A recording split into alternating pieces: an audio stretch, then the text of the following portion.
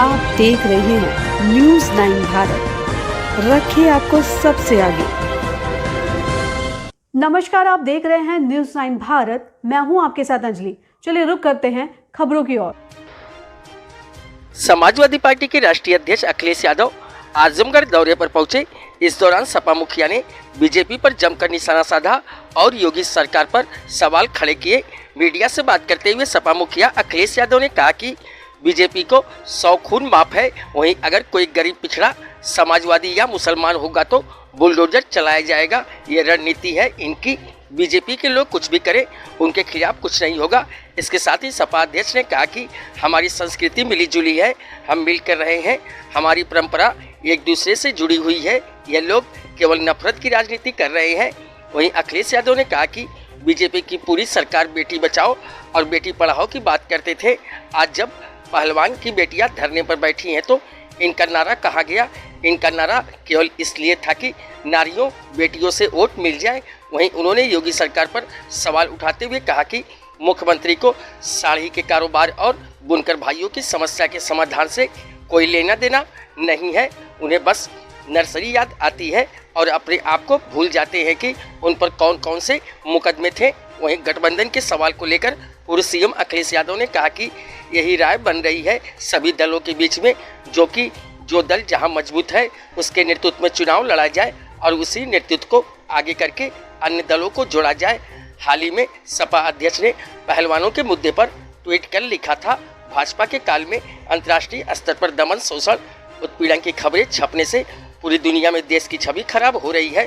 भाजपा मूलतः सामंती सोच की पोषक है, वहाँ ना नारी का मान है ना आम जनमानस का। भाजपा ने लोकतंत्र को शर्मसार किया है। 3 साल सांसद रहे लेकिन एक भी जिला योजना की समिति भाग नहीं लिया। जनता आजमगढ़ के विकास भूल गए। ए पत्रकार भाई, उनकी बातों से गुमराह मत हो। ये जो सड़क दिखाई दे रही लखनऊ तक जोड़ने वाली, ये किसने बनाई है? और अगर आप खराब किसने कर दी? बीजेपी वालों ने। जो काम होता है, आप कहिए काम क्या कर रहे हो? जनता को आप कितनी सुविधाएं दे रहे हो? मेडिकल कॉलेज, दवाइयाँ हैं कि नहीं हैं? मशीनें नई आप दे पाए कि नहीं दे पाए? टेस्ट समय पर हो रहा है कि नहीं हो रहा है? स्टेडियम बना कि नहीं बना? आपका जिला मुख्यालय बना दिया, अब बिजली की सुविधाएं दे दी, ट्रांसमिशन, ये चीनी मिल लगा दिया, कृषि विश्वविद्यालय दे दिया, आपको 100 नंबर गाड़ी दे दी, एम्बुलेंस दे दी। अरे यार, तुम दिखाई नहीं दे रहा। अगर दिन में किसी को दिखाई ना दे, क्या उम्मीद करोगे? ये रात में देखने वाले लोग हैं क्या? ठीक। आजमगढ़ के लोगों, क्या आपका अपमान नहीं है? ये बताइए, अपमान है कि नहीं है? ये ऐसा है, ये आपको नहीं, समाजवादियों को, और इशारा करते हैं मुसलमान भाइयों को। ये हमारी संस्कृति मिली जुली है, यहाँ हम मिलकर के रहे हैं, हमारी परंपराएं एक दूसरे से मिली हुई जुड़ी हुई हैं। ये केवल नफरत की राजनीति कर रहे हैं। ये बताइए, मुख्यमंत्री जी जब अगली बार आए, हालांकि उन्होंने अपनी जीवन में कभी साड़ी खरीदी नहीं खरीदी मैं नहीं जानता, हंस क्यों रहे भाई? सच बात बोल रहा हूँ। अच्छा ये बताइए, यहाँ पे मैंने बुनकर भाइयों के लिए कि बुनकर भाई हमारी मुबारकपुर के लोग साड़ी बनाएंगे और साड़ी बेच सकेंगे, यहाँ पर साड़ी बेच सकेंगे। यहाँ पे ये कितनी अच्छी बनाई बताइए। अरे रुक जा भाई, रुक जा थोड़ी देर। जो मुबारकपुर में साड़ी का बनाया था केंद्र, विपणन केंद्र, कितनी दुकानें हैं सोचो। हमारी इच्छा ये थी कि जो हमारे बुनकर भाई साड़ी बनाते हैं, चुनाव होता है, केवल मुसलमान हटा दिए जाएं, यादव हटा दिए जाएं, पिछड़े हटा दिए जाएं, दलित हटा दिए जाएं, औरों से काम लेंगे। ये कहाँ की नई परंपरा है? ये डरे हुए लोग हैं सरकार में। ये सबका साथ सबका विकास कहते तो हैं, लेकिन सब पे भरोसा नहीं करते। ये इनकी पोस्टिंग देख लो आप। अगर सब पे भरोसा कर रहे होते तो आप देख लो पूरे उत्तर प्रदेश में कौन लोग बैठे हैं, आप गिनती करिए कौन कहाँ कैसे लूट रहा है, बर्बाद कर रहा है उत्तर प्रदेश को। इसलिए हम आपसे कहना चाहते हैं, 24 के चुनाव में इनको सबक सिखाइए। जो सांड ना पकड़ पाए हों, जो एम्बुलेंस खराब कर दिए हों, पुलिस खराब कर दिए हों, उनके खिलाफ मतदान करें। और फर्जी देखिए अग्निवीर जैसी नौकरी दे रहे हैं। क्या कहते थे, हमारी ट्रेन में इलेक्ट्रॉनिक गैजेट नई टेक्नोलॉजी के साथ सिग्नल सिस्टम लगा है। ये कवच का काम करेगा। कहीं अगर ट्रेन आ जाएगी आगे से या पीछे से, ये कवच ट्रेन को और यात्रियों को सुरक्षित रखेगा। अभी आपने देखा बीजेपी के कवच की जगह जो कपट किया इन्होंने, 3-3 ट्रेन। मुझे लगता है हमारे मुख्यमंत्री जी को पहले ही पता था। ये ट्रिपल इंजन की बात कर रहे थे, अब पता लगा ये ट्रिपल इंजन इसकी बात कर रहे थे कि 3 इंजन एक साथ टकरा जाएंगे। विश्व का सबसे बड़ा एक्सीडेंट हुआ। नहीं, आप नहीं समझे पत्रकार साथी।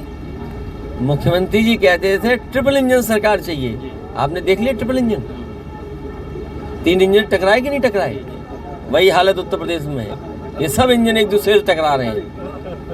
कन्नौज की घटना पे कल जो हुआ, कन्नौज की घटना तो ऐसे सांसद पुलिस को पीट रहे हैं। बताइए, ये है कानून व्यवस्था? पुलिस क्या बुलडोजर के पीछे छिपे जाके? अगर पुलिस के पीछे बीजेपी के लोग दौड़े तो बताओ बुलडोजर के पीछे खड़ी होगी पुलिस? और याद कीजिए आप चंदौली का चुनाव, किन्नरों ने अगर अपने कपड़े न उतारे होते और पुलिस की लाठी अपने हाथ में न ली होती तो किन्नरों को इन्होंने चुनाव हरा दिया होता। लेकिन हम बधाई देंगे उन किन्नर समाज के लोगों को जिन्होंने लाठी ली हाथ में, कपड़े उतारे और बीजेपी के अधिकारियों को सबक सिखाया। रेल दुर्घटना हुई है, इस पर आपकी क्या प्रतिक्रिया? देखिए, ये नेग्लिजेंस है और जिस सिक्योरिटी और जिस सेफ्टी की सरकार बात करती थी वो खोखली निकली। आप एक तरफ बुलेट ट्रेन, बड़ी बड़ी रफ्तार वाली ट्रेनें, और फिर जनता को ये बताते हैं कि जो नई ट्रेनें हैं या ट्रेनों को ऐसा सुरक्षित बनाने के लिए हमने कवच लगाया है, टेक्नोलॉजी का इस्तेमाल किया है कि अगर ट्रेन पास आ जाएगी तो ट्रेन में सिग्नल मिल जाएगा, ट्रेन ऑटोमेटिक रुक जाएगी। अरे भाई, ये कौन से सिग्नल लगाए थे? इसीलिए मैंने कहा ये बीजेपी के लोगों ने कवच नहीं लगाया ट्रेन में, इन्होंने कहीं ना कहीं कपट किया है भ्रष्टाचार का। कन्नौज में सर कोई कार्रवाई अभी हुई नहीं, मुकदमा दर्ज वाली कोई कार्रवाई? अब पूरा उत्तर प्रदेश देखना चाहता है बुलडोजर का रुख क्या होगा। और जो मुख्यमंत्री जी कहते हैं कि गुंडे, बदमाश, अपराधी, और जब उनकी पार्टी में गुंडे, बदमाश, अपराधी होंगे, और ये पहली घटना नहीं है, इससे पहले तहसीलदार की पिटाई हुई थी वहाँ। इससे पहले जो नगर निकाय का चुनाव था, नगर पालिका में, लोगों को जो बूथ पर थे उन्हें पीट पीट करके भगाया था। अब मुझे याद है चुनाव के जब हुआ था आपका 22 का चुनाव, यही सांसद सेंटर फोर्स को लेकर के डीएम के ऑफिस में घुस गया था। तो क्या उम्मीद करोगे आप? सर, 24 के चुनाव को लेकर ये अपराधी लोग हैं। बीजेपी को हराने की बात कर रहे हैं, लेकिन विपक्षी एकता को लेकर तमाम सवाल उठ रहे हैं। देखिए, विपक्ष की एकता ये जनता सबक सिखाएगी। ये जो जनता मन मनाए बैठी है, गेहूं का सवाल हो, खेती का सवाल हो, गरीबी का सवाल हो, अग्निवीर का सवाल हो, बेरोजगारी का सवाल हो, महंगाई का सवाल हो, आप हर दुकान पे देख के आइए सरसों का तेल क्या महंगा बिक रहा है। आजकल तो किसी दुकान पे आप चले जाना, जितने पकोड़े तले जा रहे होंगे, समोसे बनाए जा रहे होंगे या और चीज़ें बनाई जा रही होंगी, क्या हिसाब है वो तेल? क्या हिसाब है सोचिए आप, 200 रुपए के पार हो गया। तो ये महंगाई का जवाब इनके पास नहीं है।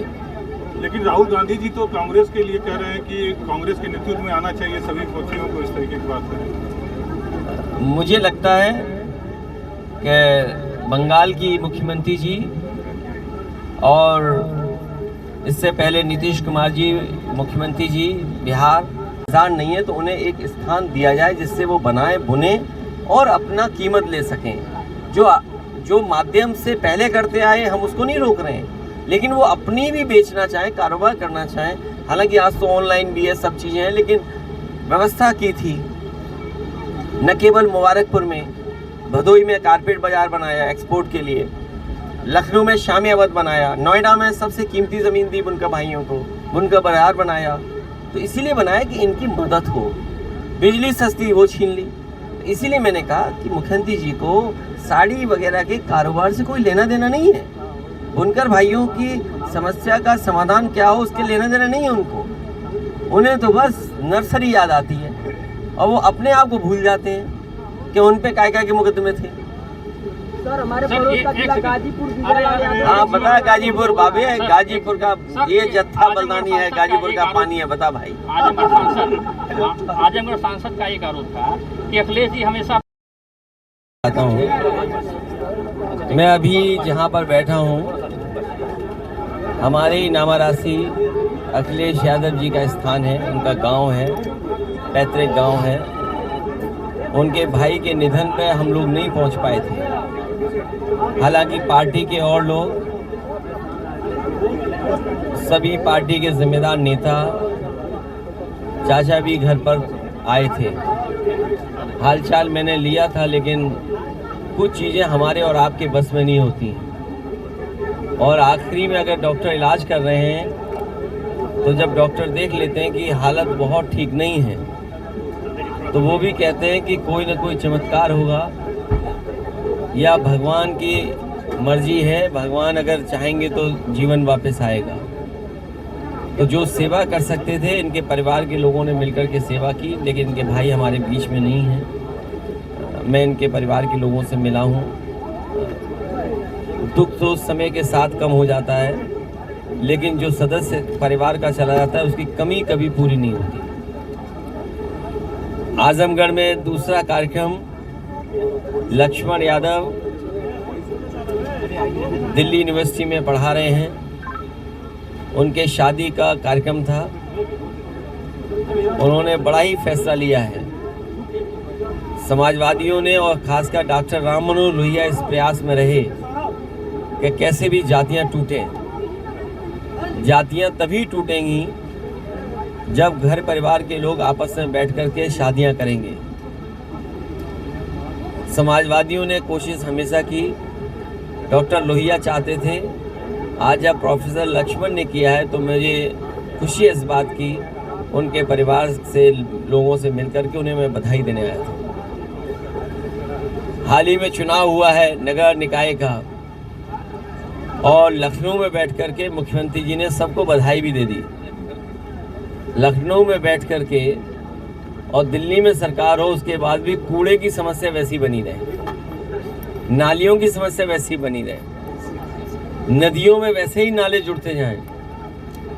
चुनाव कूड़े का, नाली का था, जनता ने उन्हें चुन दिया है। खासकर बड़े शहरों में हमें उम्मीद है कि बड़े शहरों का कूड़ा, बड़े शहरों की नालियों का गंदा पानी हमारी माँ गंगा में और जमुना जैसी नदियाँ, पवित्र नदियों में नहीं बहेगा। ये कम से कम सरकार निश्चित करे। और जहाँ नगर पालिकाएँ और टाउन एरिया में बड़े पैमाने पर समाजवादियों की जीत हुई है, पहले से ज़्यादा वोट हासिल हुआ है, सभासद भी बड़ी संख्या में जीते हैं। क्योंकि ये चुनाव बहुत आमने सामने का होता है, तो कई बार आपके ही लोग नाराज़ होकर के दूसरी तरफ चले जाते हैं और चुनाव भी जीत जाते हैं, बाद में फिर आपके साथ आ जाते हैं। लेकिन जो मुद्दे रहे हैं वो वैसे के वैसे मुद्दे हैं। महंगाई चरम सीमा पर है, बेरोजगारी चरम सीमा पर है। आजमगढ़ के लोग भी जानते होंगे, गेहूं उनका सरकारी खरीद में नहीं गया, कोई प्राइवेट कंपनी को लाइसेंस मिला होगा, आड़तियों के माध्यम से पूरा का पूरा प्राइवेट हाथों में बिक गया गेहूं। ये चाहती सरकार तो गेहूं खरीद सकती थी, लेकिन जो टारगेट फिक्स किया होगा वो टारगेट भी सरकार पूरा नहीं कर पाई। तो किसान को ज़्यादा मुनाफा मिल जाता, लेकिन सरकार की नीयत और मंशा यही रही है कि उद्योगपतियों को लाभ पहुंचाएं, बड़े सेठों को लाभ पहुंचाएं। उसी के तहत पूरा का पूरा उत्तर प्रदेश का गेहूं प्राइवेट हाथों पे सरकार ने बिकवा दिया। और बड़े शहरों में जब ये आटा बन करके, बिस्किट बन करके या सूजी का आटा बन करके आएगा तो आपको महंगा लेना पड़ेगा।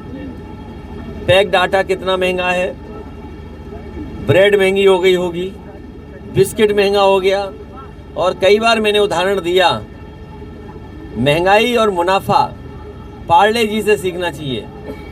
जैसे जैसे महंगाई बढ़ी है, उन्होंने अपना मुनाफा कम नहीं होने दिया। महंगाई बढ़ती चली गई तो उन्होंने पैकेट छोटा करते चले गए। और वो दिन दूर नहीं कि भारतीय जनता पार्टी की सरकार में पार्ले जी का बिस्किट पैकेट लेने जाओगे तो एक मिलेगा, एक का पैकेट आपको मिलेगा। पहले इतना था, अब इतना हो गया।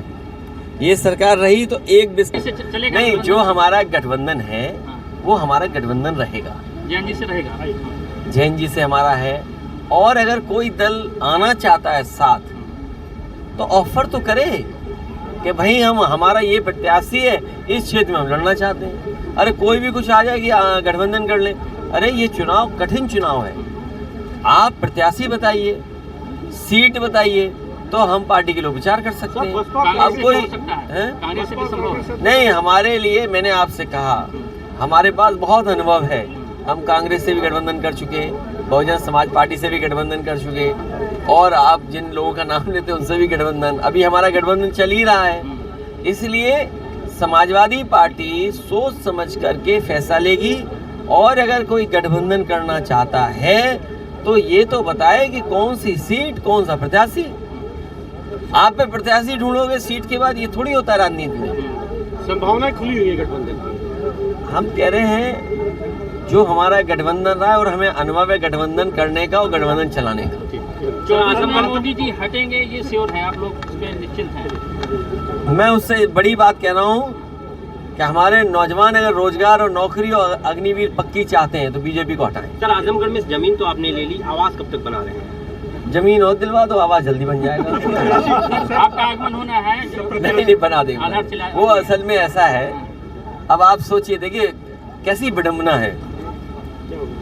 हवाई पट्टी बन के तैयार है, हम उतरना चाहेंगे तो नहीं उतरने देंगे, बोले भी काम चल रहा है।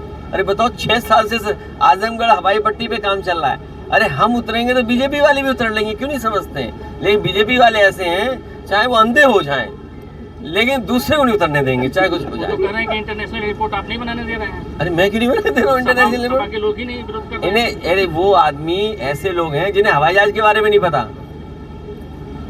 भाई हवाई जहाजों के बारे में नहीं पता जिनको, क्या कमी है इस हवाई पट्टी में जो हम लोगों ने बनाया? हमें बताओ आप कौन सा हवाई जहाज उतारना है? अरे एक मिनट, नहीं एक मिनट जाइए, आप ये बताइए कौन सा हवाई जहाज इस हवाई पट्टी पर उतारना चाहते हैं, बताइए, हमें परमिशन दिलाइए, हम उतारेंगे।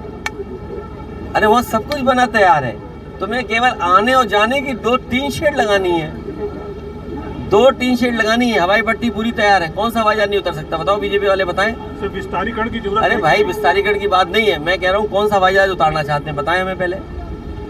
बताइएगा। कुछ जानते हैं नहीं, बीजेपी वाले जैसा बोल देते हो स्वीकार कर लेते हो। बीजेपी वाले ज्यादा ज्ञानी है क्या? नहीं। जब ये बताओ आजमगढ़ की हवाई पट्टी 6 साल में नहीं चला पा रहे, तो क्या 20 साल में?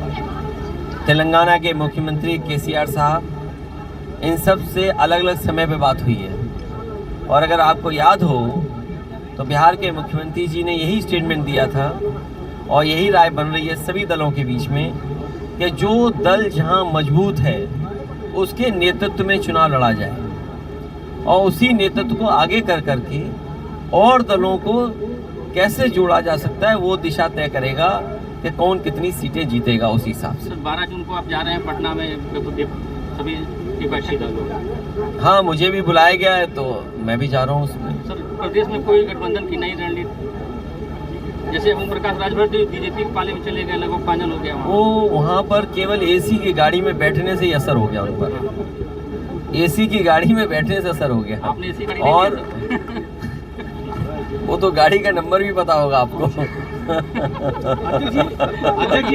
अध्यक्ष जी, तो ये बहुत अनुभव मिला है हम लोगों को गठबंधन का। अध्यक्ष जी, सांसद खेल योजना का शुभारंभ सरकार ने किया है, और एक सांसद पर गंभीर आरोप है खिलाड़ियों के साथ, उस पर आपकी क्या? बीजेपी के लोग और बीजेपी की पूरी सरकार बेटी बचाओ बेटी पढ़ाओ की बातें करते थे। आज जब बेटियां और पहलवान धरने पे बैठी हैं तो इनका नारा कहाँ है ये बताए सरकार। इनका नारा केवल इसलिए था कि नारियों से, बेटियों से वोट ले लिया जाए। वोट ले लिया, सरकार बन गई, उसके बाद सबसे ज़्यादा नारियों को, बेटियों को ही अपमानित कर रहे हैं। सरकार को सामने आकर के बेटी बचाओ के नारे को ज़मीनी हकीकत में बदलना होगा। आज आजमगढ़ के सांसद ने इस पर यह कहा है कि ये तो सब जुडिस मामला है, कार्रवाई की जाएगी, तो क्या इसको किस नजरिए से देखते हैं? देखिए मेरे पत्रकार साथियों, बीजेपी को 100 खून माफ है।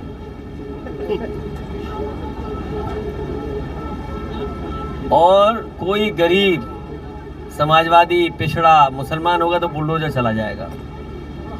ये इनकी रणनीति है।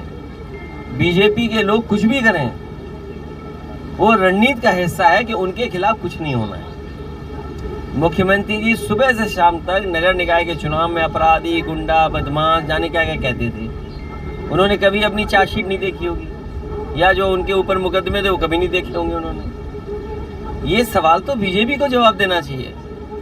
और हम तो पत्रकार साथियों से कहेंगे, जो और मुद्दों पे हंगामा काटते थे आप चैनलों पे, वो हंगामा क्यों नहीं कट रहा है?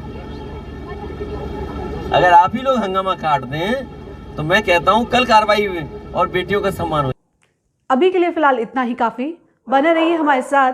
छोटी से बड़ी खबर जानने के लिए न्यूज़ 9 भारत पर अब चाहूंगी इजाजत। नमस्कार।